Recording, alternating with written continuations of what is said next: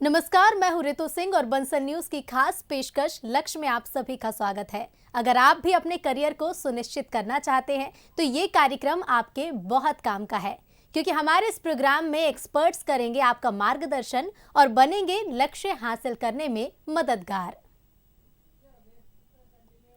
तो हमारे साथ गेस्ट भी मौजूद हैं। कार्यक्रम ये आपके बहुत काम का है। हमारे साथ प्रोग्राम में मौजूद हैं सौरभ अवस्थी जी, जो कि विजन सक्सेस कोचिंग क्लासेस के डायरेक्टर हैं, और साथ ही स्टूडेंट ऋचा कुशवाहा मौजूद हैं, जो कि 12th जीव विज्ञान की छात्रा हैं। सबसे पहले हम टीचर के पास चलते हैं, सौरभ जी के पास चलते हैं, उनसे जानते हैं। सौरभ जी, सबसे पहले हमारे दर्शकों को अपने कोचिंग के बारे में बताइए, साथ ही बताइए कि बच्चों का मार्गदर्शन, स्टूडेंट्स का मार्गदर्शन आप कैसे करते हैं।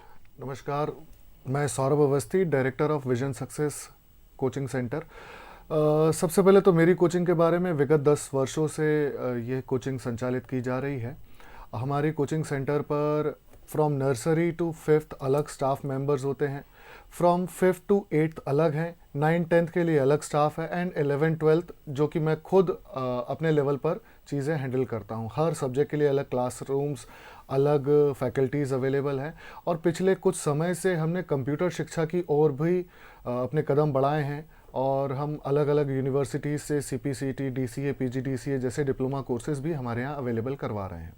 बिल्कुल। जहाँ तक रही बात कि हमारा मार्गदर्शन बच्चों के लिए क्या होता है, हम कोशिश करते हैं कि हम और हमारा पूरा स्टाफ बच्चों के साथ एक माध्यम, एक मीडियम ऐसा क्रिएट करें जिसमें बच्चा हमारे साथ पूरी तरह कंफर्टेबल रहे।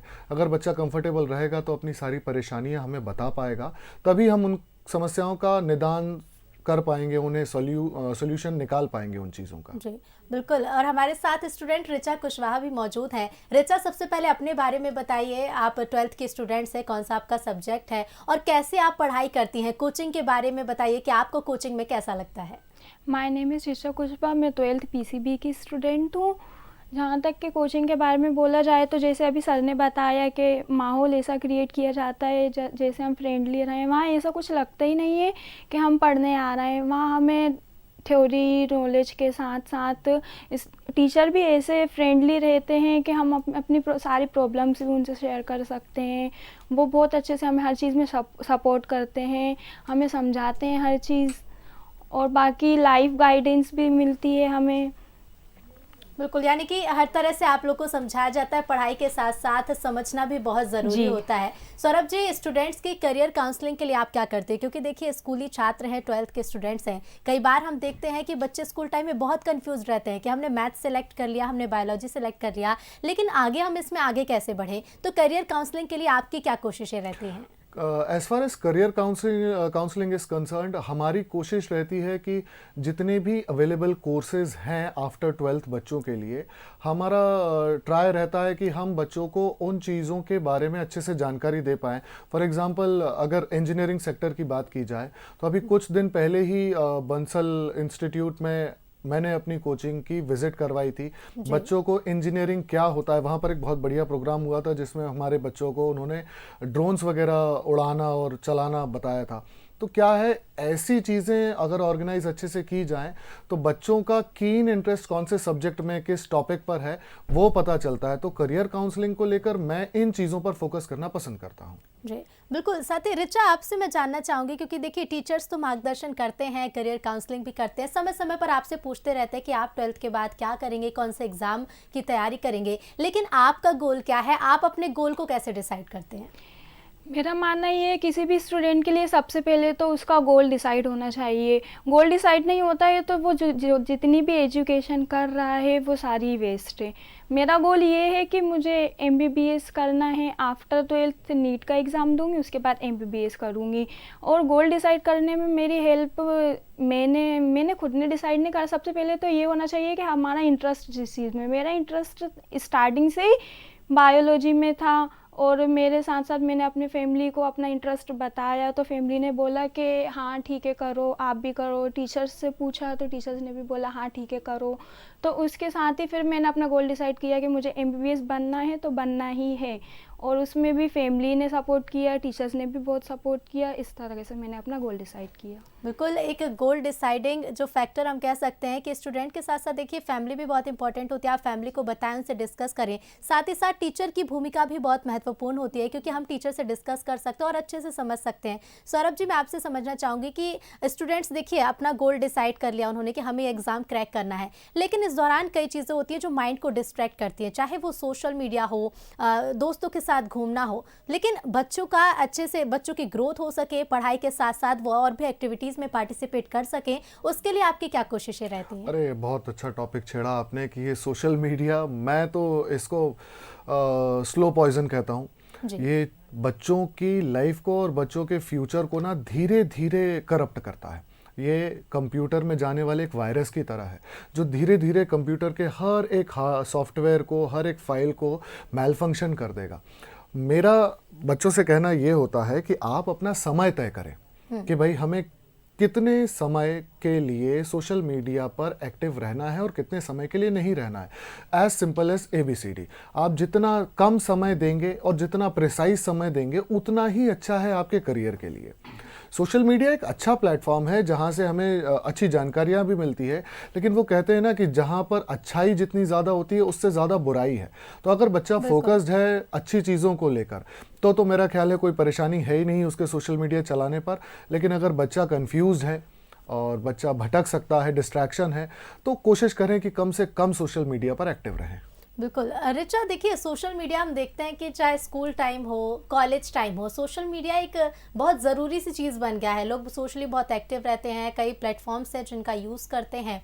लेकिन आप किस तरह से मैनेज करती हैं, क्योंकि पढ़ाई में भी एक समय देना बहुत ज़रूरी है और सोशल मीडिया की वजह से होता है क्या है कि हम सोशल मीडिया पर बहुत ज़्यादा टाइम वेस्ट कर देते हैं और उसकी वजह से हमारा जो पढ़ाई का समय है वो कम हो जाता है। तो आपका टाइम मैनेजमेंट कैसे होता है? वैसे तो पहले तो मेरा भी सोशल मीडिया पे बहुत ज़्यादा डिस्ट्रैक्शन होता था, बहुत ज़्यादा लगी रहती थी मैं सोशल मीडिया पर ही, इंस्टाग्राम, इन स्नैप वगैरह ये सब पहले बहुत ज़्यादा करती थी। लेकिन फिर है ना, जैसे जैसे एग्ज़ाम पास आने लगे, सर ने भी गाइड किया कि है ना देखो ऋचा तुम ज़्यादा सोशल मीडिया मत चलाओ, सर ने भी मुझे बोला। फिर मुझे खुद रियलाइज़ होने लगा कि हाँ यार, मतलब पढ़ाई के लिए डिस्ट्रैक्शन तो होता है कहीं ना कहीं सोशल मीडिया से। अच्छी चीज़ें करना चाहिए, एंजॉयमेंट के लिए हर चीज़ करना चाहिए, लेकिन कुछ ज़्यादा ही डिस्ट्रैक्शन होने लगा था। तो कुछ टाइम पहले मैंने अपनी ID डीएक्टिवेट कर दी जैसे सर ने बोला था। और फिर बिल्कुल बहुत ज़रूरी है ऋचा कि हम सही समय पर उन चीज़ों को समझ जाएं कि क्या चीज़ें हमें डिस्ट्रैक्ट करती है, क्या नहीं कर सकती, क्या नहीं करती है, और हम अपनी पढ़ाई पर ध्यान दें। फिर हाँ चलाओ, एंजॉयमेंट के लिए ज़रूरी है, लेकिन उतना ही टाइम चलाने चाहिए। फिर अभी टाइम डिसाइड करें कि हम उस टाइम पर अपना थोड़ा सा माइंड फ्रेश करने के लिए यूज़ कर सकते हैं। सौरभ जी, मैं आपसे जानना चाहूँगी, क्योंकि टेक्निकल एजुकेशन में बंसल समूह की किन नीतियों को आप पसंद करते हैं? सब पढ़ें ये बंसल ग्रुप का उद्देश्य है, आप किस तरह से देखते हैं? मैं काफ़ी समय से बंसल ग्रुप के काफ़ी लोगों से जुड़ा हुआ हूँ और मैंने एक चीज़ बड़ी अच्छी नोटिस करी है। बंसल ग्रुप के जितने भी इंस्टीट्यूट्स वगैरह हैं, मैं खुद एक इंजीनियर हूँ, तो इंजीनियरिंग सेक्टर की अगर मैं बात करूं तो मैंने ये नोटिस किया है कि बंसल ग्रुप में थ्योरेटिकल नॉलेज के साथ साथ प्रैक्टिकल नॉलेज पर ज़्यादा फोकस किया जाता है। और मेरे ख्याल है यही एक सही तरीका है किसी भी टेक्निकल एजुकेशन को बच्चों तक पहुंचाने का। बच्चों के पास टेक्निकल नॉलेज ज़्यादा होना चाहिए, प्रैक्टिकल नॉलेज ज़्यादा होना चाहिए।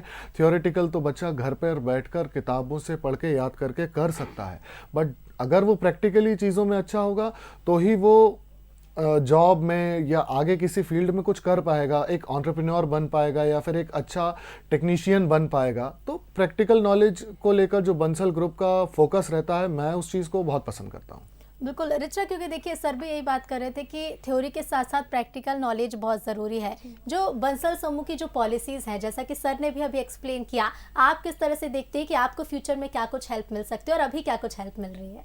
अभी जो बंसल समूह का सबसे बड़ा स्लोगन है, सब पढ़ो सब बढ़ो, उससे मुझे बहुत ज़्यादा ही मतलब बहुत अच्छा लगा वो, क्योंकि ना सब पढ़ो सब बढ़ो से सारे लोग पढ़े, मोटिवेशन मिलता है। हम पढ़ेंगे तो सब लोग हमें देख के भी पढ़ेंगे, और हम भी किसी को देखकर ही पढ़ रहे हैं कि जो बड़े लोग हैं अपने से ऊपर वालों को देखना चाहिए, अपने से नीचे वालों को नहीं। बिल्कुल, यानी कि दूसरों से इंस्पायर हो, लेकिन हम भी उस लायक बने कि हम किसी और को भी इंस्पायर कर सके। बिल्कुल सौरभ जी, सब पढ़े और सब बढ़े बंसल समूह का ये उद्देश्य है, लेकिन हर विद्यार्थी तक ही पहुँच सके, इसके लिए और कौन से प्रयास कर सकते हैं?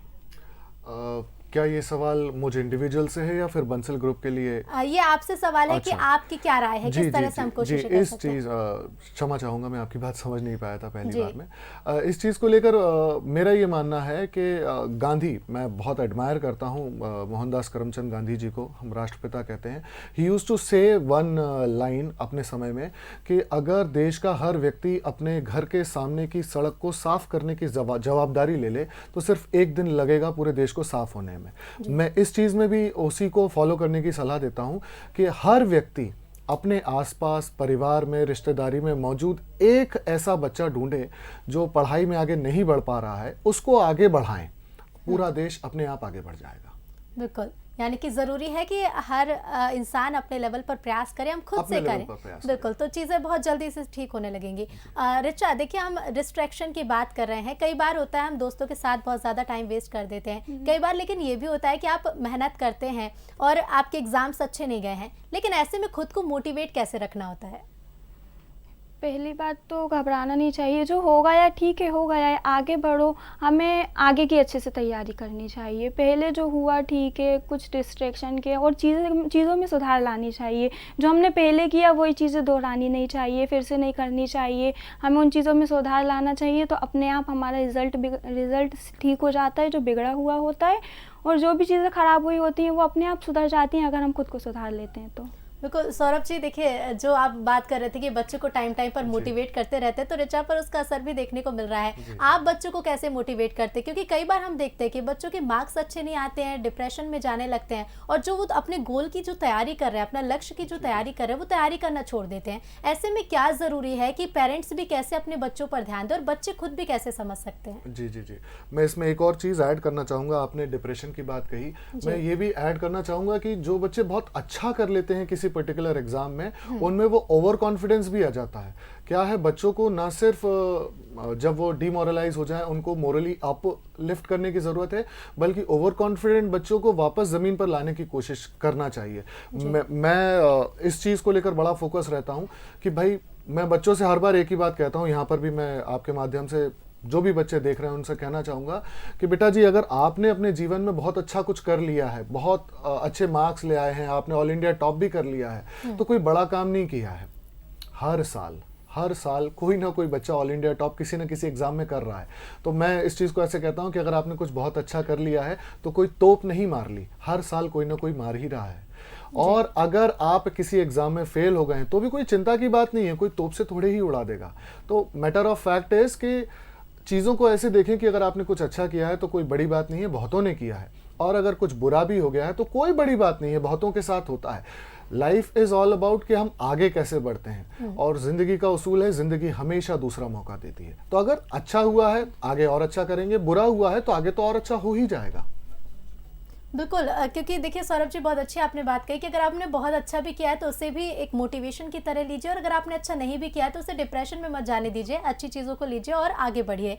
रिचा, मैं आपसे जानना चाहूँगी, उन पेरेंट्स को, उन स्टूडेंट्स को आप क्या कहना चाहेंगी जो इस वक्त आपको देख रहे हैं? क्योंकि बहुत ज़रूरी है मोटिवेशन बनाए रखना और अपने गोल को डिसाइड करना। आप अपनी तैयारी कैसे करते हो, उन बच्चों को क्या कहना चाहेंगी? मैं अपनी तैयारी ऐसे करती हूँ, ज़रूरी नहीं है कि एग्ज़ाम आ रहे हैं तो एग्ज़ाम से पहले ही हम लोगों ने पढ़ना स्टार्ट कर दिया। हमें स्टार्टिंग से ही अपनी तैयारी ऐसे करते रहने चाहिए कि एग्ज़ाम आए या ना आए हमें कोई फ़र्क ही ना पड़े। एग्ज़ाम आए तो भी उससे पहले हमें कोई एक्स्ट्रा तैयारी की ज़रूरत ना करनी पड़े, एक बार रिवीजन करें और बाकी फिर अपने को आता ही है पहले से सब, तो सब कुछ वैसे ही आ जाता है, क्लियर हो जाते हैं। डाउट्स पहले से ही क्लियर रखना चाहिए। पेरेंट्स को भी सपोर्ट करना चाहिए बच्चों को कि आजकल ऐसा होता है कि ना ज़्यादातर बाहर नहीं जाने देते हैं, ये वो बाकी चीज़ें तो बेहद ज़रूरी है रोको। कि पेरेंट्स भी ध्यान दें अपने बच्चों पे, और है ना बच्चों को भी देखना चाहिए कि पेरेंट्स कर रहे हैं, खुद भी अपनी पढ़ाई पर ध्यान दें और पेरेंट्स भी ध्यान दें। सौरभ जी, एक आखिरी सवाल मेरा आपसे रहेगा, आप क्या कहना चाहेंगे उन तमाम दर्शकों को, चाहे वो पेरेंट्स हो चाहे वो बच्चे हों, कि वो किस तरह से तैयारी करें? सबसे पहले तो पेरेंट्स से मैं हाथ जोड़ के विनती करता हूँ कि आपके बच्चे में आप सबसे पहले तो ये ढूंढिए कि वो क्या करना चाहता है, वो किस चीज़ में अच्छा है। वो आपको जैसे ही इस चीज़ का जवाब मिले, आप अपने बच्चे को वो उस फील्ड में अगर जाना चाहे आगे, जो वो पसंद करता है, तो उसे आगे जाने दीजिए, उसे मोटिवेशन दीजिए। क्या है, हमारे इंडियन सोसाइटी में बड़ा नेगेटिव मोटिवेशन नाम की बहुत गलत चीज़ फैली हुई है कि बच्चों को नेगेटिवली मोटिवेट करना है। जैसे कि बच्चा अगर एग्ज़ाम में कम नंबर लाता है तो पेरेंट्स कह देते हैं कि अरे इतने कम नंबर लाया है, इतने नंबरों से तेरा क्या होगा, कुछ नहीं होगा। ये मोटिवेशन का अब ज़माना नहीं रहा है। और अगर बच्चों को मेरी आखिरी सलाह रहेगी तो मैं तो बच्चों से यही कहूँगा कि अपने आप से कहो कि इनकार कर दिया है जिन्होंने मेरा समय देखकर, इनकार कर दिया है जिन्होंने मेरा समय देखकर, वादा करता हूं ऐसा समय लाऊंगा, मुझसे मिलने आएंगे वो समय लेकर। इस बात को, इस स्लोगन को याद करो और यही अपने लाइफ का मोटो बना लो। बिल्कुल, इस स्लोगन को याद करिए और यही अपने लाइफ का मोटो बनाइए। तो ये थे देखिए विजन सक्सेस कोचिंग क्लासेस के डायरेक्टर सौरभ जी, जिन्होंने इतनी अच्छी बातें हमारे दर्शकों को बताई। साथ ही साथ ऋचा हमारे साथ जुड़ी, जिन्होंने बताया कि वो कैसे अपनी तैयारी करती हैं। आप दोनों का ही शुक्रिया हमसे जुड़ने के लिए और इतनी अच्छी जानकारी प्रदान करने के लिए। तो आज के लिए बस इतना ही। ताज़ा अपडेट के लिए जुड़े रहें बंसल न्यूज़ के साथ। नमस्कार।